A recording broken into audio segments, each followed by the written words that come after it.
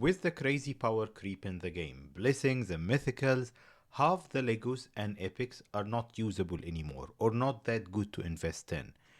Do rares have any chance? And is there any good rares to invest in today in 2025? That's what we talk about today.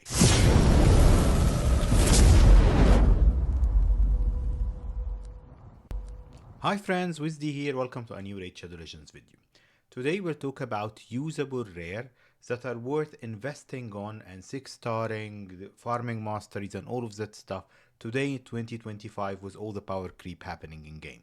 How we're going to do this? First I'm going to explain the investment that you'll do into building a champion, how much time and effort it will take you to do so, and how this investment can be worth it by playing the game for long enough using this champion. The other thing is that we'll explain the pros and cons of building rares versus epics and legos or mythicals if you have those. And the last thing is that we'll go through the usable rares and rank them today because this changed from the past 2 years, whether they are usable today or not and why, and how long you can use them, when you can use them and all of that stuff. So the first point is, what investment do you do to max a champion?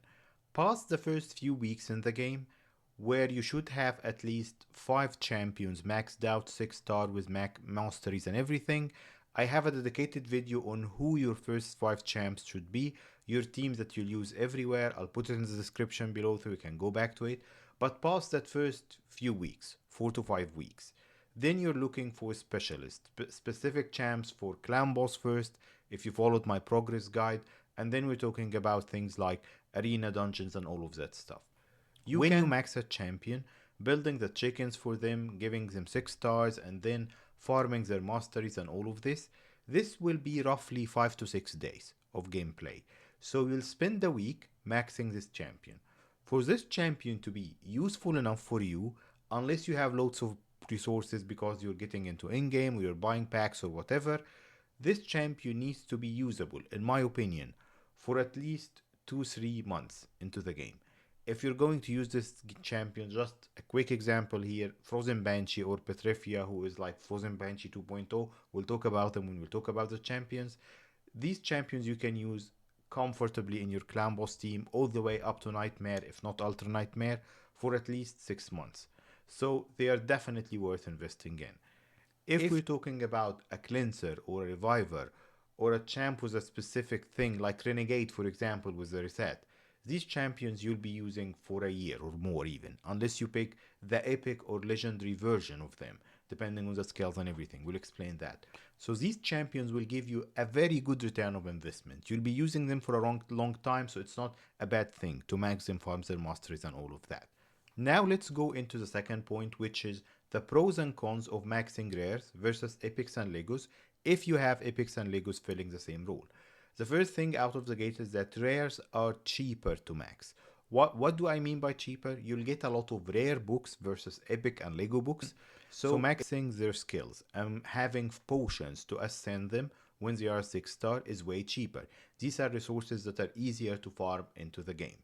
That's the main pro for them, or advantage of building rares versus epics and legos. The main con or disadvantage of building rares versus epics and legos is that their base stats. If you watched like how to gear champions, the early progress gearing champions, or any of the videos that all of the content creators put out there, when example we're talking about that you need to give them HP percent or defense percent chest plate to boost their stats.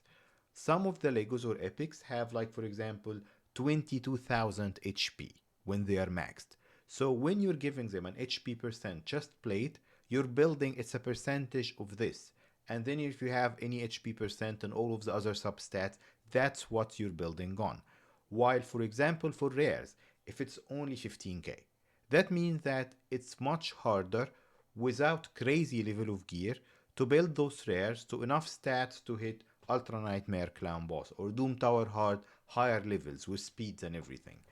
That's why I also criticize a little bit some of the videos that the content creators put out there when they are putting their best gear on those rares and telling you that they can hit as hard as Tranda or they can be very useful in Hydra or whatever.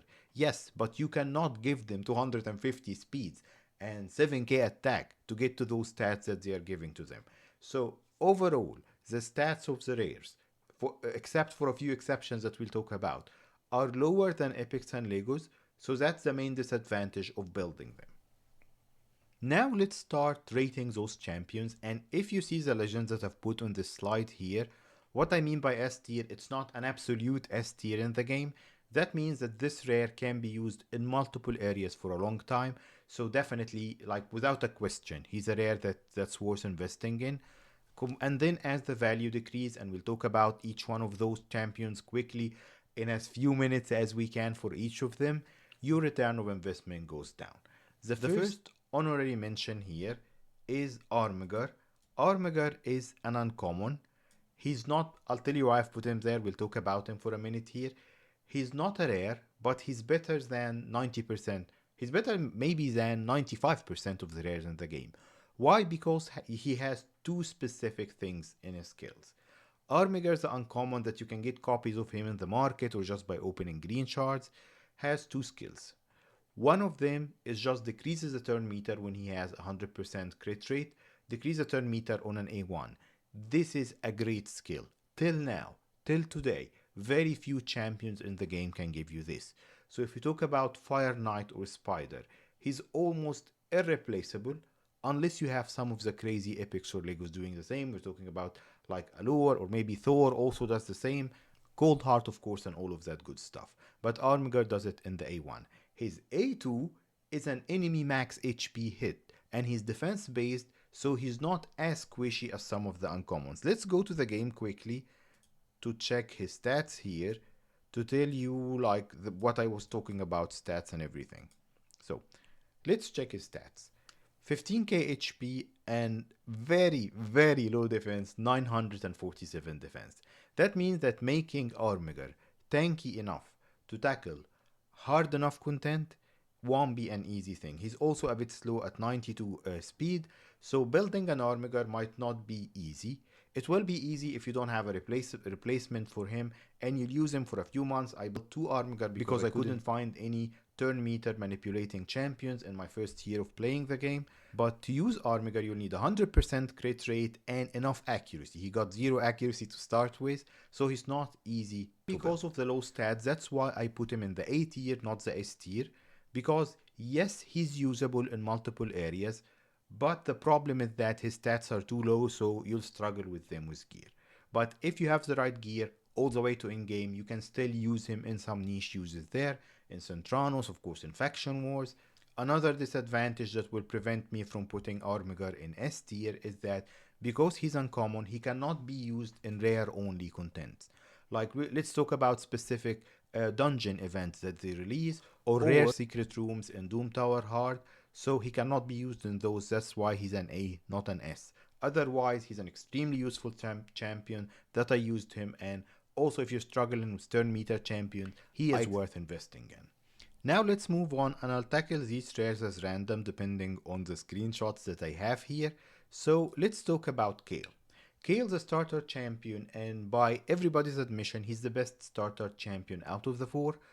He's a very good rare, and yes, I'm putting him in A, not S tier. He can be used in two areas. We're talking about rare secret rooms and faction wars. Why I've put him in A, not in S tier, though? He got poisons, he got AoE hits. As you grow into the game and you start building specialists, you'll find better poisoners and better AoE damage dealers than Kale. But still, one of the things that Plarium did right with all the four starter champions is that they gave them good enough stats.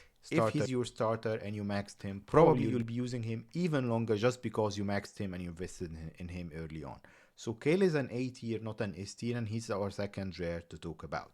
Now let's go into an option that's going to be a little bit controversial. Frozen Banshee decreased in status over time. Frozen Banshee was one of the best champions overall for Clan Boss because she was one of only a couple of champions, still a very few champions in the game can do this right now, who applies poison sensitivity. What poison sensitivity does is that it increases the damage from poisons that the Clan Boss was taking. She is a Clan Boss specialist. So poison sensitivity is important, but why I say that her value dropped, and that's why I've put her between A and B tiers, she's not even an A tier, because she lands the poisons if she got the poison sensitivity, and unless you're running a pretty fast 2-to-1 team, she's not landing enough poisons to do enough damage. She's not taking enough turns to be the proper damage dealer for clan boss. In 1-to-1 teams, you'll find that some other champions can do more damage than her with a similar kit. For example, here, let me find her. Here she is, I finally found her. Petria, in my opinion, is a better poisoner. Let's put her on top of Frozen Banshee here. But Petria, which is like sort of the version 2.0 of Frozen Banshee that they released, I believe, last year, she's a way better option with the same kit. Let me tell you why. Like I said, Frozen Banshee needs like basically to land the poison sensitivity, to land the poisons on slower clan boss team. She's not as useful. While Petria, she's a demon spawn, right? Yes, here she is. While Petria, so she got the same accuracy in all battles aura, which is very useful, especially early on.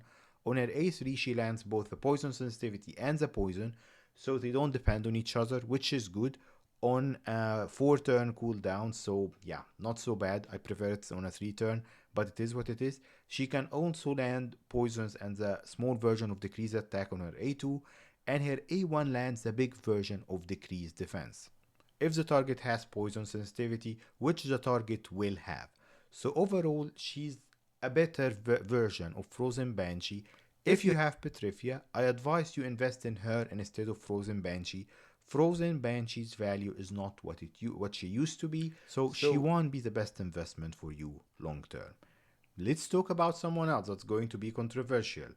Coffin Smasher, in my opinion, is still today in 2025 an S tier rare. We don't talk about him much recently, but he was one of the OP rares 3 years ago, and I still see him filling a gap and doing amazingly in multiple areas if you don't have anyone else filling the same role. Coffin Smasher is one of very, very few rares. I'm not even sure if there are any rares filling the same criteria here, but I'll show you what I mean by this. What do you notice here? HP based rare that you'll get from a green shard probably over time that got 21k HP. You can make this guy crazily tanky. His HP is better than most epics in the game. His defense is a little bit low, so you need to pad this a little bit, but 21k HP, this is pretty high for a rare. He's a little bit slow without accuracy, and he does need accuracy. Why I'm saying that he's very useful? Let's look at his skills. A1, he can land the big version of decreased attack. Yes, of course it's not 100%, he's a rare, but he can be your secondary decreased attack champion. And then on his A2, he got a strong chance of landing HP burn, one of the best ways of doing damage to the bosses. His passive, and don't underestimate this, decrease the damage inflicted by enemies from AoE attacks. So from clan boss or anything, he's like Venomage and other champions, Duchess maybe, that decrease the damage that you're taking. Someone might argue that he doesn't land his debuffs consistently at 100%. Yes, but he's a rare, and with masteries, we can increase the chance of him landing those debuffs to make it almost 100%. It won't be 100%, still he's a rare. He's a single target damage dealer also, so he's very good for bosses everywhere. Doom Tower Hard, Clan Boss, maybe not so much for Hydra, but even Chimera, he can be used in it. Decreased attack and HP burn are two great things, and he's pretty tanky, so that's why Coffin Smasher, I've put him in S tier. If you disagree with me, let me know in the comments below. Now let's change pace and do some rapid fire on rares that nobody will disagree on. So Philhound's the fastest campaign farmer in the game. He's a void rare, so he's good to invest in. And he got a little bit like, yeah, if you don't use him as a campaign farmer, he still got a couple of things down his sleeve. Small version of a decreased attack on the A1, continuous heals and reflect damage can be really useful in Fire Knight if you're lacking those roles, and then block damage on an ally on a 3-turn cooldown. So this overall, his kit is very useful. His damage is based on defense and attack, and he got 1000 defense. For a rare, this is really good. He's a little bit slow, but he's one of the very useful rares that you can use for quite a long time. So that's why I've put him as an S tier.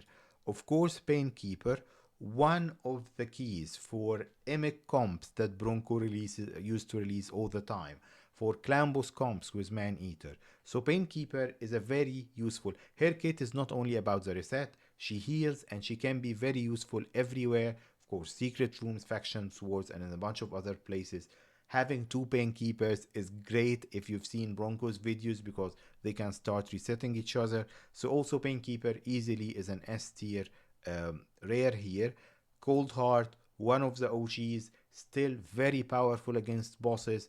4-hitter A1, heal reduction for Fire Knight, enemy max HP A3, very useful rare. And of course, she's an S tier rare. I don't think anyone will argue with that. Another S tier rare that not many people will argue with is Renegade with a 2-turn reset. If you don't have a Chimer, I have only one Chimer and I'm still using my Renegade in my fast farming teams for Doom Tower Hard Floors, for example, till today, 5 years into the game. So yes, one of the most useful rares for that 2-turn reset. Yes, it's sort of one skill that she uses, but very few champions in the game does that skill, so definitely an S tier rare. Back to controversy. So Bulwark used to be one of like the good champions because he places the HP burn and he got a chance to extend the debuffs.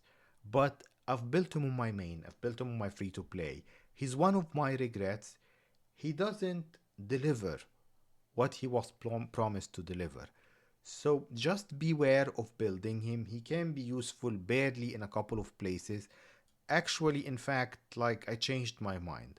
Bulwark today in 2025 is not worth investing in. I'm sorry to say that because he's one of the OGs that I liked, but I don't think that he's yet that useful anymore with the amount of champions released into the game. Let's go now to War Maiden, the farmable rare. I believe that War Maiden is an A, not an S. Yes, she's one. Actually, she does something amazing that I don't think that many rares do, which is she places the big version of Decreased Defense.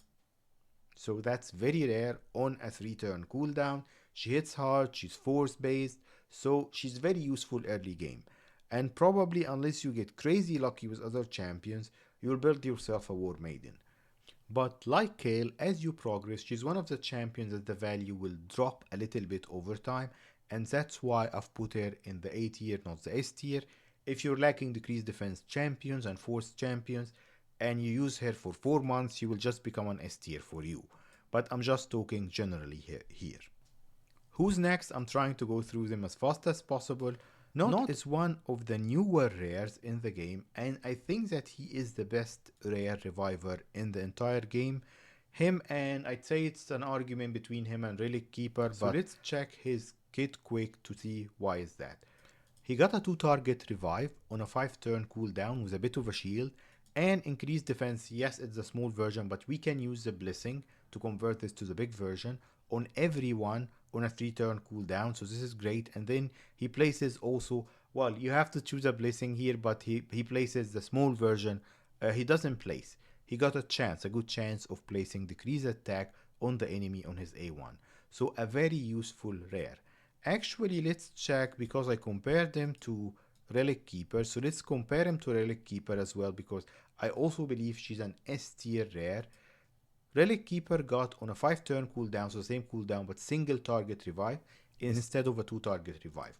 But where she excels, on a 3-turn cooldown, she got a full cleanse and the big version of continuous heal for everyone. She's a very good support champion if you're lacking these roles as a cleanser and a healer for the team. You can build her tanky. Again, you see she's 18k HP, 103 speed, which is fast. So it's easy for you to build her tanky. So I'll put her also in S tier. Both of them are two of the best rares, in my opinion, still viable in 2025. Rares. One other rare that I love, he's one of my favorites all over the game, is Apothecary. Apothecary is still an S tier rare today. He's definitely worth investing on. He got that crit heal on a 2-turn cooldown, so he can fully heal someone if you gave him some crit rate as well. If not, don't worry about it. He does great heals, he puts speed up on the teams consistently. He's part of a lot of clan boss comps actually. And he got a multi-hitter, is it a triple hitter on his A1, which would make him great for Fire Knight and any content that requires triple hitters. So Giant Slayer fit him nicely here. He's one of the best overall rares. Definitely still an S tier rare for me. Who else? Dagger is sort of a void version of War Maiden. I'll put her a little bit higher just because she's void, so she cannot weak hit. I don't remember. Let's check her together. Does Dagger has anything else useful in her kit? I don't even remember which faction she's in. Yeah, I remembered right here. So she got also the big version of decrease attack. So that actually gave her a little bit more utility than War Maiden. 2-time hitter and decreases the target turn meter. So yes, definitely she's more usable than War Maiden. Yeah, not S tier, but close to it. So I like Dagger because of that. Valerie, we're tackling now whatever we're seeing here. She's between B and A because of the buff extension. As we've seen with the Wixwell comps and other comps that we're building in the game today, buff extension is powerful. There are a few rares, maybe also I think it's Hellborn, so that's why both of them are here, but they provide very little value other than the buff extension. That's why I put in between A and B. If you don't have any buff extension champions and you want to keep that block the buffs on the whole time for clan boss, for example, these can be S tier for you. Out of that niche use for buff extension, they are not that much usable. That's why I've put them both between A and B. Sorry that it's getting messy here, but we have so many rares. So I'll try to go a little bit faster. Belluar, still a great example and an S tier rare for us. I'm sorry if he will hide a little bit of Dagger here. Why? Because he can be a fast campaign farmer. All of his debuffs. He got this, guys. This is very powerful. It's not Warlord or Yumiko like, but it's close to that, guys. We're talking about on an A1, he got block active skills. In some content, I lock him to use only his A1 and he keeps locking everyone out. Of course, it's not 100%, but he got great debuffs if you give him the blessing to switch them to the bigger versions, like decrease attack and decrease defense, both in the same move at 100%. He's one of the most useful rares ever. Belluar is still a beast. I love him. If you can get a blessing on him and you give him the blessing to turn the buffs to the big version, he's extremely useful. He'll be useful than most epics for you. Next we have Spirit Host. I'll put her next to War Maiden here. Spirit Host is between A and B for me because she got a very powerful move. Which move I'm talking about? On a 3-turn cooldown, she got a full cleanse with a 1-turn block debuffs. So if you're lacking this specific rule, this is extremely powerful. Here it is, removes all the buffs and then places block debuffs from 1 turn. It's on a 5-turn cooldown. No, I changed my mind. Somehow I remember this being 4 or 3 turns, so she just dropped to B. It's a great move, but you cannot afford this long cooldown. So that's why she dropped in value. Sorry that I didn't remember this out of the gate, but one of the champions that was actually a little bit higher, but I'll put him as not worth it anymore. Runic Warrior with the reflect damage. He was one of the good candidates a few years back for Fire Knight. Because if you don't know this yet, if we've never talked about it, reflect damage acts as a hit on the Fire Knight shield. So when you put it and then the Fire Knight hits you, you just reflect it back 5 hits at him, and that will help you break the shield faster. But because this is his only utility, that's why I dropped him to C, because we have so many other mechanics with blessings, ally attack, increased defense with the blessing, and a bunch of other stuff. So we have so many ways, multi-hitters from champions that can replace this, so it's not as valuable as it used to be a few years back. That's why Runic Warrior is not usable anymore for me. Our next rare, Soulbound Boyar, will go into the A tier here. Actually, I'll put Soulbound Boyar between A and S, because she's very useful as well. And I'll tell you why, we'll check her kit. Something that I forgot to tell you about Bellower, he's one of the best candidates for stun sets. All of his skills is AoEs. If you can give him enough stats in a stun sets, he's better than most epics in my opinion. I think I already said that, especially if you got the blessing. Soulbound Boyer, because she got an AoE A1, which is similar to, where is the other one here? Give me a second. Rares with AoE A1s can be used in secret rooms or in any content if you're lacking this role, because in a stun set, if put him in a stun set and fast, they will keep CCing everyone, stunning everyone. But Soulbound Boyer, that's why I put her a little bit higher. She got also a deplete turn meter skill on her A3 if I remember correctly. Let's check it quick to make sure. Yes, I was right. So she got a 100% chance, like Cold Heart, on a 4-turn cooldown of completely depleting a target's turn meter. Very useful rare in my opinion. Not S tier, but close to it. So that's why I've put her between S and A. She's a very useful rare. Our next rare, I'm not sure if it's controversial or not, is Master Butcher. I have a dedicated video on this guy. This guy is one of the best rares. He can be your main provoker for one of your Hydra teams. He can be a great provoker everywhere. He gets back to his provoke, very fast. Let's check it just because I don't remember all of them.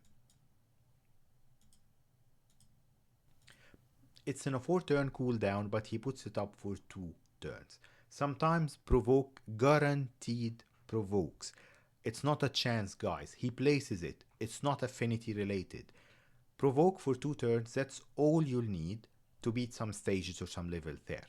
If you make him fast enough, he goes first, he provokes everyone. He's just this useful to you. That's why, in my opinion, he's an S tier rare. So I love Master Butcher. Like I said, I have a dedicated video on him. Look it up on the channel. He can help you in a lot of places. Templar, also who's farmable, got a similar things that can be used, for example, for Bummel. Thing is that I'll put him between A and B because he can be useful in Bummel, but not much elsewhere. So for faction wars and rare rooms, yes, he can play a chance there because he puts up the provoke for 1 turn, but he puts also block damage on himself.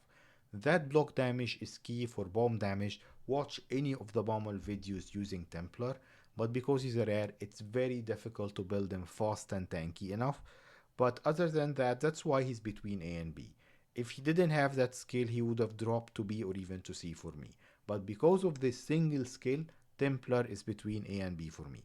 If you want to ask anything about any of those champions, put it in the comments below. I reply to you explaining something. Or if you disagree, of course, let me know also in the comments below so we can have a discussion about it. And also other people watching the video can know your opinion because I might be wrong about a bunch of stuff.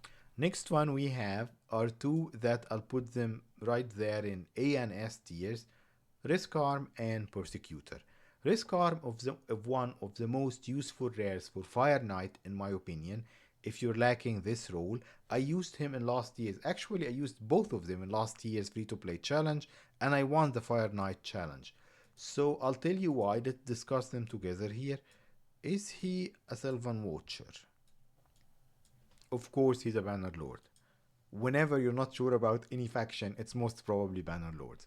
Why am I saying he's very useful? So he got that increased defense and counter attack, which with the blessing equals reflect damage. But it's not only this, he puts a counter attack on the leader.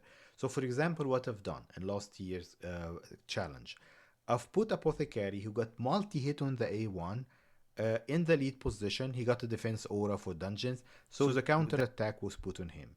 If you put your multi-hitter as a leader in your Fire Knight team with the blessing on Risk Arm, then simply you reflect 5 plus whatever how many ticks you can get from the counter attack A1 from your lead champion. So this is very useful.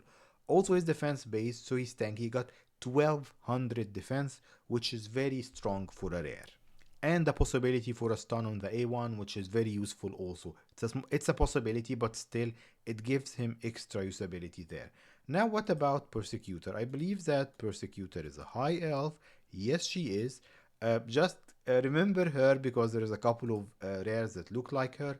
She's also one of the most viable options for Fire Knight. 2-hitter on the A1, not bad. the big version of decreased defense AoE at a 75% chance on a 3-turn cooldown. This is very useful not only for Fire Knight guys. Putting decreased speed is very useful. The big version on a 3-turn cooldown, and she puts it for 2 turns. This is one of the most useful underrated debuffs in the game if you're lacking this role. And then she puts heal reduction and 3-hitter, which is useful on a 4-turn cooldown for Fire Knight as well, and puts increased accuracy on herself, which helps her boost her accuracy. So that's why also I've put her in the S tier, because she can be useful in multiple places.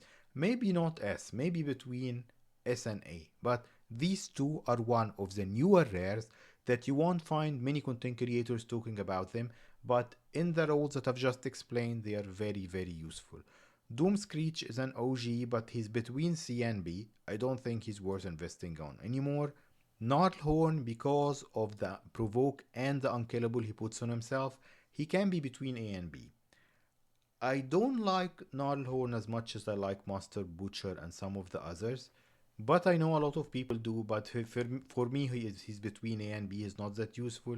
Aethel also, where did I put Kale? Aethel will be a little bit below Kale because of the multi-hits and the big version of the weekend, but also you'll find other people doing this fast enough. So Aethel is the second best starter in my opinion.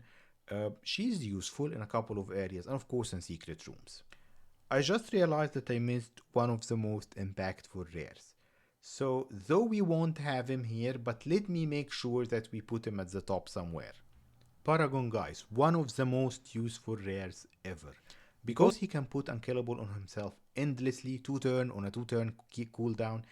Paragon cheese. You've seen lots of videos that are still viable today to beat Morto, to beat a bunch of other content just using Paragon. Paragon, because of that niche but irreplaceable use, can be your key in beating a lot of content just because of his unkillable. If you target him enough, he can be used in arena and a lot of other places. The Paragon cheese is still alive today, which makes him an S tier rare, at least in my opinion. Let me know what you think. Ares, I'll start to go faster now. We've been speaking for an hour, that I'll edit some of it out. But Ares is an A tier definitely, because she's used in one of the most common clan boss comps. She got that cleanse and she puts speed up on the team, so a very useful rare. Does she... Maybe she's even up to S, between A and S I would say, depending on whether you'll have someone else with those roles or not, but a very useful rare and also farmable from campaign. Next we have Veteran, which is one of the OGs. I want to put Veteran in the A category. I like Veteran, though he's not as usable as he used to be. Let me tell you why now. Is he an orc? Veteran is an orc. So first of all, he's void, so he doesn't weak hit. He got the big version of decreased attack like Coffin Smasher on his A1. His defense based, he got 1300 defense, 97 speed, 15k HP, very good for a rare.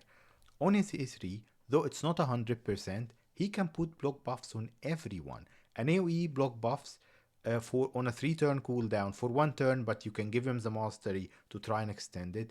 If you're missing this for Hydra or any other place, this is very useful. But because, like I said, it's not 100% on its niche, that's why he's between A and B maybe. He's not in S. If these were 100%, I would have put him in S tier. I'm getting tired here, guys, but we'll try to go a little bit faster. Marked, in my opinion, is an A tier rare that can be used everywhere. She got also some things that Plarium stopped giving for rares after those few like initial batch. What I mean by this, if you're lacking it, yes, here she is. So Marked can put block debuffs on a 3-turn cooldown and the big version of decreased defense for 2 turns. 2 turns on a 3-turn cooldown. This is perfect for a lot of clan boss comps, Lady Noel and Cernic. Lots of other comps can use from this, so this is a very useful skill. So she's only for the single skill on a 3-turn cooldown that boosts her all the way to the A tier. If she had something else in her kit, she would have jumped to the S tier, but Marked is still very useful. Now I don't remember why I put those guys. Like Gear Grinder got a single target revive, so he can be just used in Faction Wars. Don't use him elsewhere. Haruspex is the same if you're lacking revivers for Faction Wars, But if you have better options or you can just tank it, they immediately drop to the C tier of not worth building because this is their only use simply. That revive of both of them that can be used in faction wars. Now let's look at the few that we have left here. Avir, one of the sneaky picks that will jump immediately to the S tier for me. He's not talked about much, but I'll tell you why now, especially with the blessings that can flip his debuffs to the bigger version. This guy on a 3-turn cooldown can put the big version of decrease attack pending the blessing. The blessing is the important part here. And the big version of decrease attack for 2 turns on a 3-turn cooldown. This is great everywhere for lots of bosses. Not only this, on his A3, on a 4-turn cooldown, he got a turn meter fill and a heal based on his HP. He got 16k HP and 1k defense, 102 speed, good stats for a rare. So this rare, if you're lacking those roles, like, do you have anyone else if you have the blessing for him? Without the blessing, this guy is less useful, but if you have the blessing for him, do you have anyone else that puts a big version of decrease attack and decrease speed for 2 turns on a 3-turn cooldown? I don't think so. So that's why he's one of my picks for the S tier. Life Taker. What do you have, Life Taker? I forgot half of these after I just put them here, so let's check her together. Where are you? Yep, here you are. 2-hitter with a big version of heat reduction. 3-hitter with decreased speed, the big version of decreased speed. Okay, so it's basically about those A1 and A2 that will make her viable definitely if you're struggling with Fire Knight champions. But because she's so good at it, I'll put her between the A and B tiers if you're lacking Fire Knight champions. Now let's go check Spy Master, who is in the same faction. Isn't he? I thought what did I say? If you're in doubt, probably it's Bannerlord. What do you have, Spy Master? Okay, so this guy is good. On his A1, he got a good chance of decreasing the duration of 2 buffs on the target by 1 turn. Also, he puts on a 4-turn cooldown, he got a good chance of putting block buffs AoE, and then he got a provoke and counter attack. Because it's not consistent, and he's quite tanky for a rare, he got 19k HP, and 97 defense is not too slow either. So that's why he'll go to the A tier for me. Again, the main thing here is that if you're lacking this specific role. We only have Hell Freak and Panthera left. Let's check them together and see what they do. Hell Freak is a demon spawn, and yeah, Panthera is probably a skinwalker. So let's go check them out. Okay, this guy's cool. He's niche but cool if you're lacking this. So big version of decreased defense on the A1. Of course, it's not 100%, but it's an A1 big version of decreased defense. Got a 75% chance on a 3-turn cooldown of stealing all buffs from the target before attacking. This can be very useful. Sometimes you're just struggling to strip that counter attack from the boss or something else, so this can be useful if you're lacking it. And then on a 4-turn cooldown, swaps HP with an enemy, then grants an extra turn. I don't think this works on bosses, but on other enemies this can be useful. Niche usage, and because of the niche usage, he will only be like, let's say, B tier, maybe a little bit above B tier. Last one we have is Panthera in the Skinwalkers. So let's see where Panthera will land. Triple hitter on the A1, a good start, big version of heat reduction. Whenever we see multi-hits and heat reduction, that says Fire Knight for sure. So she also got double hitter with 100% chance for heat reduction. So she will be useful in Fire Knight. Accuracy in dungeons by 40 also says Fire Knight. 40 is not bad. And then, okay, that perfect veil and reflect damage. Reflect damage also can help you with Fire Knight. So all in all, she's a Fire Knight specialist and not a bad one. So I'll put her between B and A tiers here. This was a marathon. I hope it's useful to you guys. If it's useful to you, please like and subscribe to help the channel and to help me make more videos like this one. Thank you for stopping by if you're still listening, and I'll see you next time.